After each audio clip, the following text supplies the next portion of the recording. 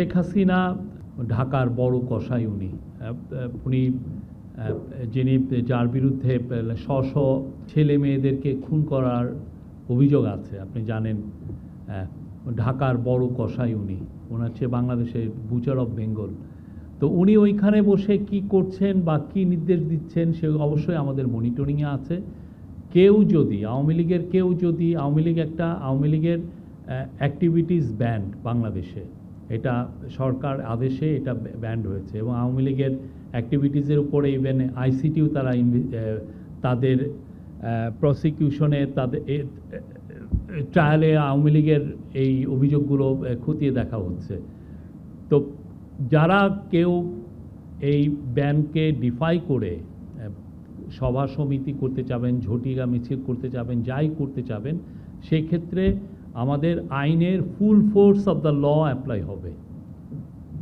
কঠিনভাবে অ্যাপ্লাই হবে আইনের এখানে কোনো ব্যত্যয় হবে না এই জায়গায় এই গভর্নমেন্ট 1 ইঞ্চি কাউকে ছাড় দেওয়া হবে না যে কেউ যদি এটাকে উদ্বুদ্ধ হয়ে একজন খুনি ফ্যাসিস্ট লিডারের দ্বারা উদ্বুদ্ধ হয়ে কেউ যদি ঝটিকা মিছিল করেন তাকে আইনের আওতায় আনা হবে এবং এই ব্যাপারে আমাদের আইন শৃঙ্খলা বাহিনীকে খুব ভালোভাবে নির্দেশনা দেওয়া হয়েছে আর উনি সোশ্যাল মিডিয়াতে অনেক প্রথম থেকেই তো আমরা দেখছি যে অনেক কথা বলছেন এইখানে যারা আমাদের যারা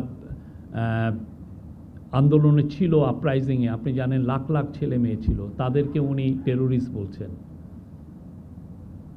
তো